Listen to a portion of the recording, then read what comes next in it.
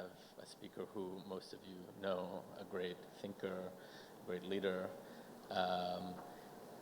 Ngozi Okonjo-Iweala, and I will talk about numerous issues, and we'll get right to it.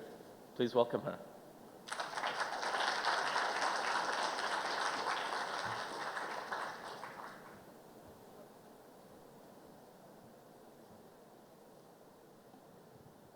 Well, once again, thank you so much for joining us.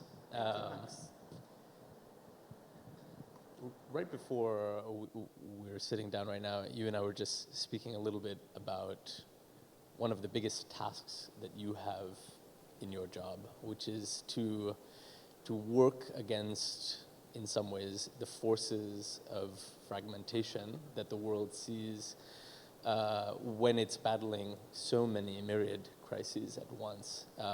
The momentum certainly seems to be going the opposite way than we saw in past decades of increasing connectivity. And of course, this has huge implications for how we address the biggest issue of our time, climate change. So I'm wondering if you can just lay out for us how you, as leader of the WTO, have gone about trying to, protect the world without getting into protectionism, if you will. Well, thank you very much, Max. I mean, these are very difficult times, as we all know. It's almost becoming a cliche, but we have to keep saying it. We've never had so many crises happening at the same time: pandemic and health, the war, now inflation, threats of recession, high interest rate, debt distress, you name it, so many things happening at once. And in the midst of this, geopolitical tensions are so high and very difficult. And of course, we live that at the WTO on a daily basis. On a daily basis, in our committee meetings, in all our meetings, we have to manage those tensions, whether it's between US and China, EU and US, EU and China, Russia and Ukraine. That's the daily life we lead. And I think that all these tensions are making people forget just what the multilateral trading system, the good it can do and has done. And I say that people are assuming trade and the multilateral trading system, it's almost like water. It's there. You just assume it works. And that's a problem, because that then brings talk of decoupling, fragmentation, and this is what we want to really warn against. So it's not that we're not aware these tensions are there and will continue. We need them. We live them.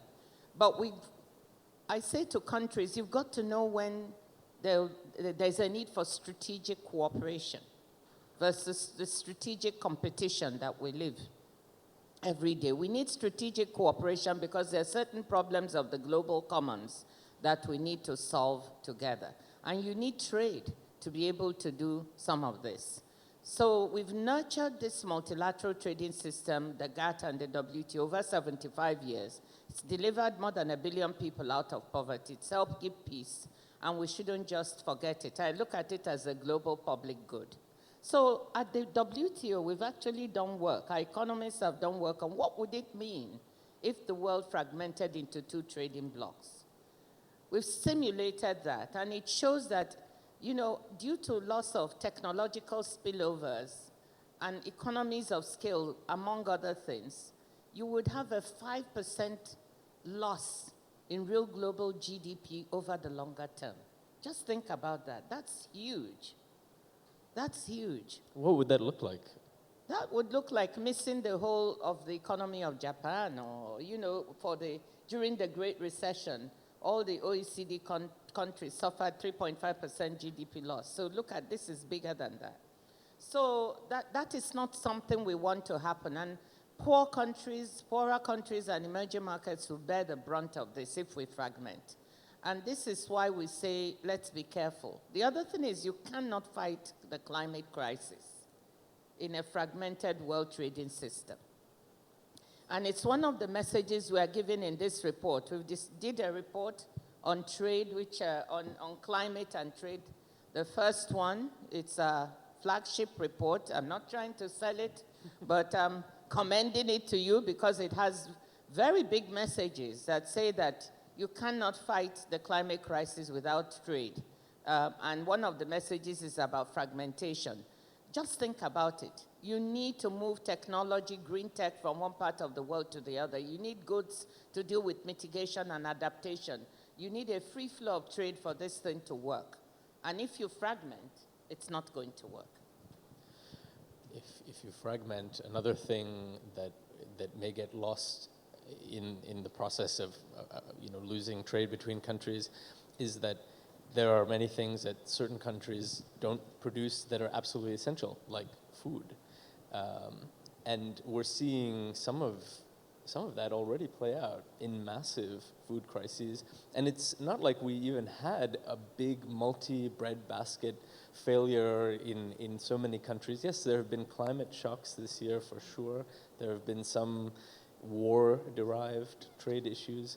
But in the future, given the prognostications that we hear about climate change, it's easy to imagine that you would see an even worse harvest failure around the world, for instance. So, what are we looking at in terms of protecting against that possibility that we'd see, widespread food shortages that would lead to much worse food crises than we have today? I'm really worried about this specter of rising food prices and a food crisis. We've always assumed that we can feed ourselves, feed the world, one way or the other. We'll be able to make up. But with the phenomenon we're seeing, it's not really a given anymore, and we need to think carefully about that. It means, for example, Pakistan, 1/3 of Pakistan underwater, 80% of crops lost in those areas, and it's a net food exporter. So you need to think. That's just one example. My own country, Nigeria, you have floods and 600 people dying and, millions of acres of land underwater, villages submerged. And then you could go on with climate phenomena all around the world. And you see that we can't predict where it will happen. We can't predict the nature of what will happen. So that really means we should think about how we deal with food. Of course, in the near term and even in the longer term, it means trade is even more crucial than ever. Because we've got to allow the free flow of trade so that goods can move from those areas that have produced and are not suffering some kind of climate event to those that don't have it.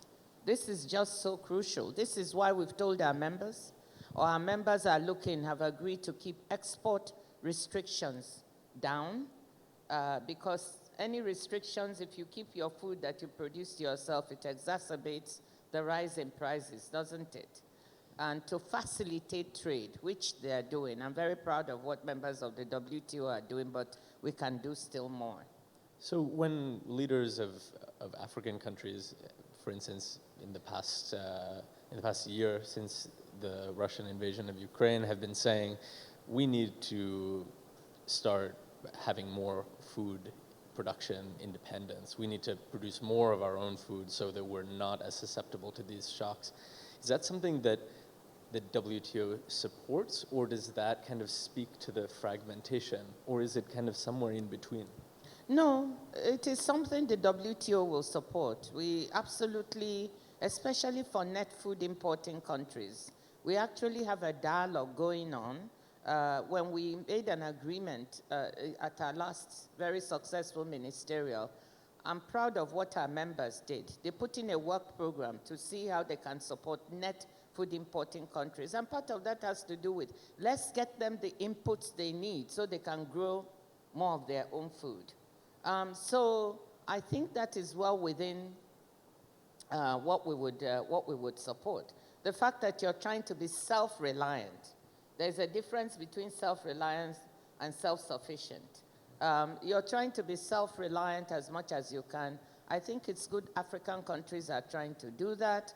I think it's good they're looking at traditional seeds and saying, how can we, these were drought and pest resistant, how can we have research? I think what we're missing is we need to put more money into research and innovation to help us in the longer term deal with climate, the impact of climate on agriculture. We need to, have that innovation on seeds, on inputs, on storage, on harvest losses, that will enable us to mitigate this impact of climate on food.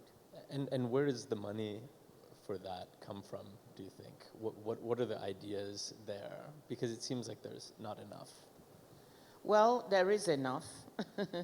I think that, look, I don't want to minimize the impact of on all countries of the crisis we are facing. Obviously, policymakers in developed countries are struggling with so much. In Europe, they've got to deal with an enormous rise in energy prices and how to make sure that households and businesses don't go under. In poor countries, imagine what is happening with the rise in interest rates as central banks have to try and control inflation. What happens in the US or Europe affects capital in these countries. There's capital flight, you have a balance of payments crisis, you can't afford to buy things because you don't have the money, your debt payments increase. I'm not minimizing, but I just want to say one thing. If we as a world, or the developed countries, put it this way, were able to mobilize $14 trillion to help support households, businesses, and the economy during the pandemic, how is it that we can't mobilize even the 100 billion that developing countries need to try and help them manage the transition to a low carbon economy? So what's your answer to that, to the question you just asked? How is it? Why is it that way? It's political will. And it's the inner, politicians, you have to be able to sell to the people whom you govern, because at the end of the day, you're accountable to them. They elected you. And politics is not very long-term in vision. But selling to them the fact that they are not really safe if people in other parts of the world are not able to take measures to also fight climate change. It's like the pandemic. It's very clear. You're not really safe in your nice developed country as long as other people are not vaccinated, as long as this virus can reoccur in whatever form, you're not safe. So being able to convince your domestic population that it's as much in their interest as in the interest of those you're trying to support, that's what's needed. No, I'm not trying to be some kind of merchant of doom here either, but it does seem like the pandemic and climate crisis, while bringing people together to try and combat it, it's also just added some speed to the fragmentation that you were discussing.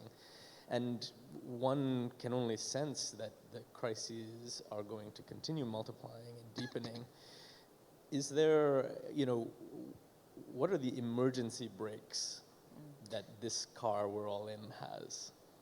Well, let me say something. It's very true that the pandemic, the war in Ukraine, all these crises have pointed out to vulnerabilities in the world that we didn't know existed, and it would be foolish to ignore them. The fact that you have some concentration of certain supply chains for goods was shocking to people to wake up to discover that 10 countries in the world export 80% of the vaccines. To find that certain industrial supply chains are concentrated 90%, the manufacturing, in 1 or 2 countries. So that has been exposed. And those vulnerabilities have to be dealt with. So I totally haven't been a finance minister for 7 years in politics, and myself working as a techno-politician, if you want to use that term. I totally understand those things. We need to make sure we are resilient. We are no longer so vulnerable. So how do we do it? I don't think the answer is to fragment or to say I'm going to reshore everything to myself, so that I can be safe, or I'll just put it also with friendly neighbors, next to me or something, so we can be safe. I think the answer to the resilience is in globalizing it. That is, why don't we deconcentrate these supply chains even to developing countries that have the right environment? So that as we diversify supply chains, we also secure ourselves. Because if you and your friends go under with one climatic event or the other, you'll know that, somewhere in Latin America or in Africa, other parts of Asia, this is being produced. So we can solve these problems without necessarily fragmenting. We just need to be creative. Bring those at the margin of global supply chains now in, and I call it re-globalization.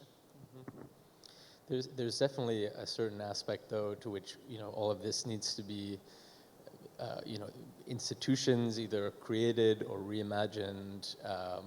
The flows of capital also reimagined, and you've been finance minister, you're leading the W.T.O. now. You've been in worlds that are where your work is interwoven with a global system of finance that that works for some countries and doesn't for others. And I'm wondering if you can speak to the need for systemic reforms and changes to that system, which certainly seems to be an idea that's gaining more and more traction, that people are speaking about here, not just creating some kind of loss and damage fund, but really a wholesale reform of the way that debt and loans and the whole financial system work. I subscribe to that. I mean, as a leader of a multilateral organization, it's World Trade, okay, so it's a sister of the financial institutions. I readily admit that the WTO needs reform to keep up to 21st century issues, and we've embarked on doing that. But I used to be at the World Bank also for most of my career, and I think the international financial institutions do need reform because we simply need to mobilize more financing now than public money can support.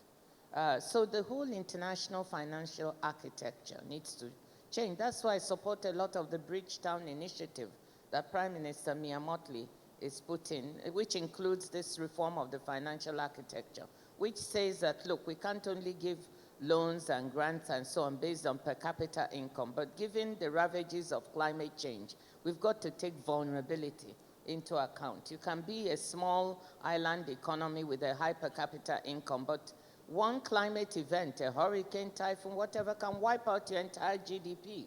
And then if you lend money at commercial rates to such an economy, they just get mad, more and more in debt, and they cannot survive. So we need to reform the systems to allow the public money to leverage more private sector financing, because we need trillions now. And we need to reform the international financial institutions so that they can help to hedge the risk that the private sector fears to take. Some of it totally exaggerated risk, I can tell you, but they fear going into Africa, for instance, to countries in Africa, they think it's too risky, parts of Latin America. I think that is exaggerated, but anyway, we need to mitigate this and we can use public money. So reforming the international financial institutions to be like take the first loss, to bear this risk, I think is very important. Ratings agencies, ratings agencies are like kings, in all this crisis we are facing, and nobody is talking about it, by the way, rating agencies are just doing their work the same way. I haven't seen them changing methodology, maybe I'm wrong, to say, look, we live in a different world full of risk, full of crisis. Let's look at how we rate and weight these countries, so that the cost at which they borrow is not enormously high, just because they happen to be in a very vulnerable position, or, they are going through some kind of loss of fiscal space or balance of payments.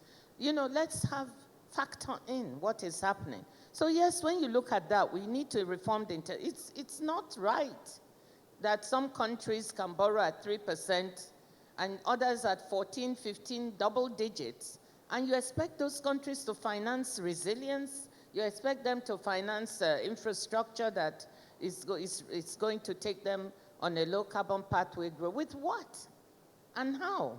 So yes, I subscribe to that fact that we need to step back a bit, reform the way international finance works to liberate more money, bring in the trillions from the private sector so they can be invested and, put the risk, as I said, bear the risk with public funding, and then just simply look at what we need to do. Is it only by per capita income we are going to judge countries' ability to pay, or do we also look at some other criteria?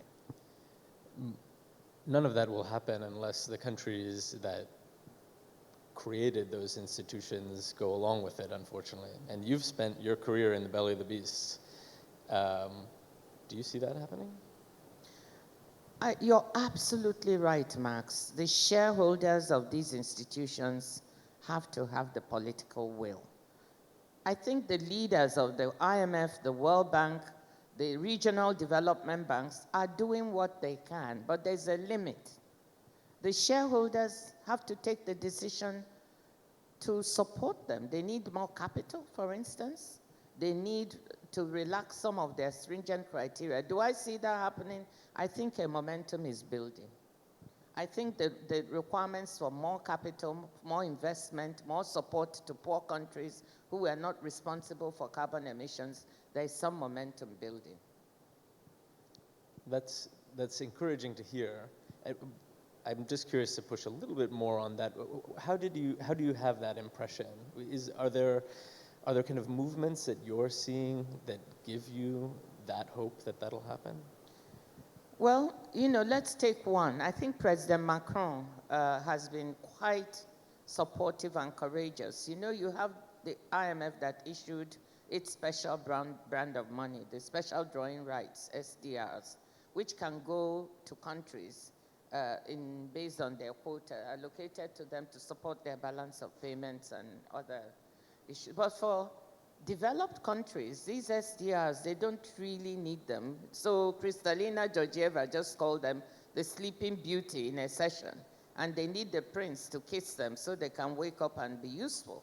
They're lying in the reserves of developed countries. What President Macron has done is initially assigned 20% of France's SDRs so that it can go to developing countries that need it. Now it's upped it to 30% because of the pressure. More and more presidents and prime ministers in developed countries are coming to realize what's happening, and they're looking at ways and means to up the game.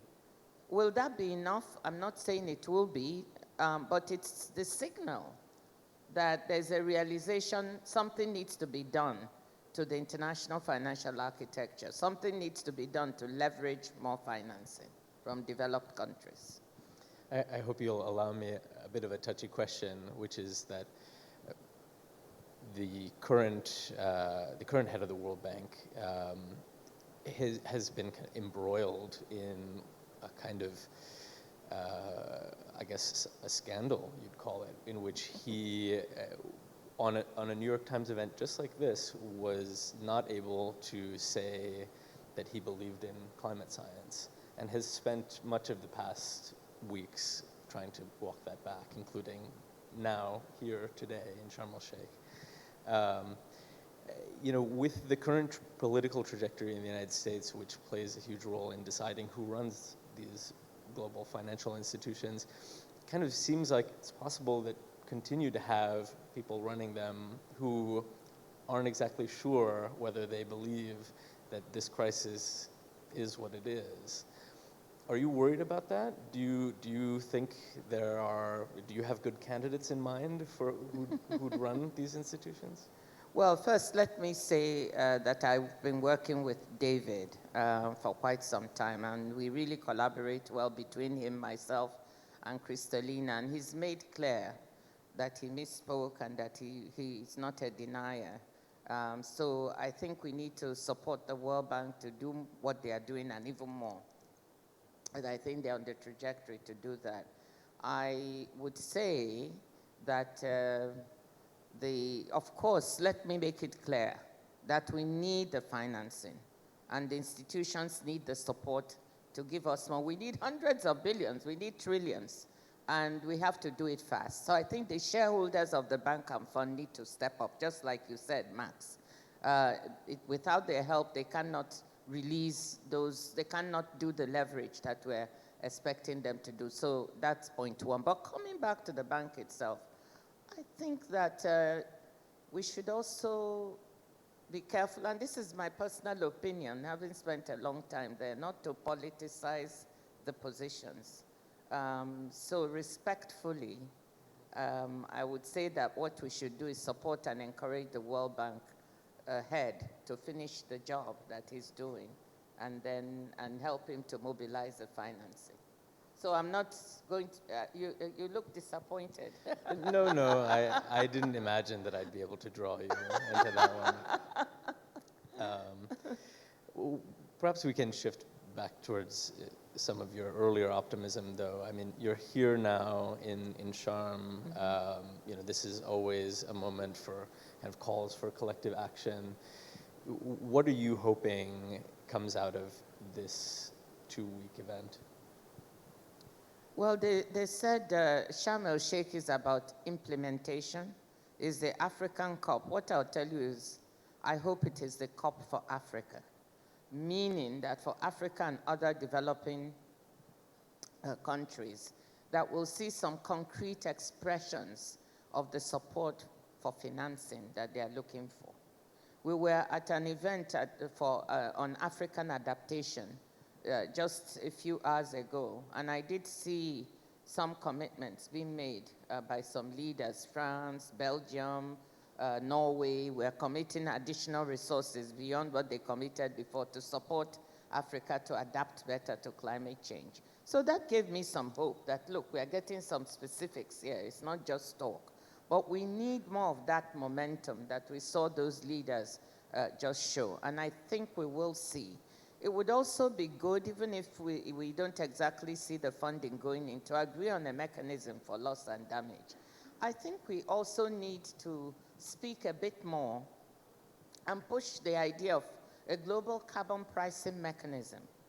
I'm a strong believer, maybe because I'm an economist, that if you don't put a global price to carbon, you're missing one instrument that could really be helpful. And at the WTO, we are working on a global carbon pricing framework. We are talking to the fund at the OECD, and we're introducing some normative criteria, about poor, not only whether a country is poor or rich, but also how much they've polluted or not polluted, and into this. And we're introducing the notion of monies that are rising from this pricing mechanism. 20% should go to climate finance. It could be loss and damage that it goes to. So we're actually trying to think creatively. Why is the WTO interested in a carbon pricing framework? Because we see that now in the world, there are about 70 fragmented carbon pricing and taxing systems and regimes, and including regulation for those who don't like pricing. And it's very fragmented. And it's very difficult for businesses to navigate. You go to one country, is CBAM, you go to another, is cap and trade, you go to another. There are so many different systems being implemented by 46 jurisdictions in the world. So when these systems don't work well, they end up in trade friction. Many developing countries, for instance, think some of these mechanisms are nothing but protectionist measures to keep their goods out and deny market access. To avoid all of that, at the WTO, we don't want to be at the receiving end of trade frictions. We are thinking of things ahead. How can we implement this so that countries do not have to be suspicious? We have a transparent system that works. When you speak about fragmentation and trade friction, I can't help but think of Africa. It fragmented into 54 pieces by colonialism and currently faltering in its efforts to create free trade agreements between countries or across the continent. I'm wondering if you can kind of leave us on a note of how African integration can also be speed-tracked Actually, I'm more optimistic now about the African Continental Free Trade Area and Agreement than I was before. I'm seeing it come together.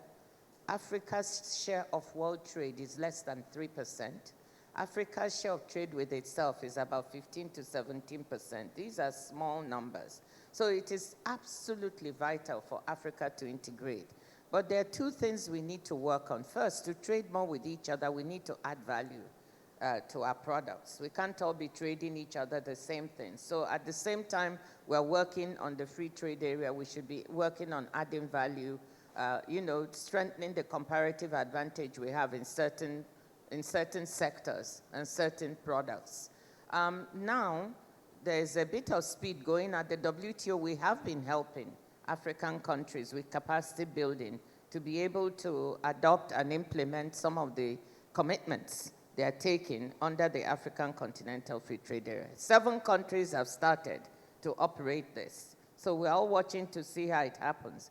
If that works well, I think we need to speed up the whole thing, like you said. I agree with you completely.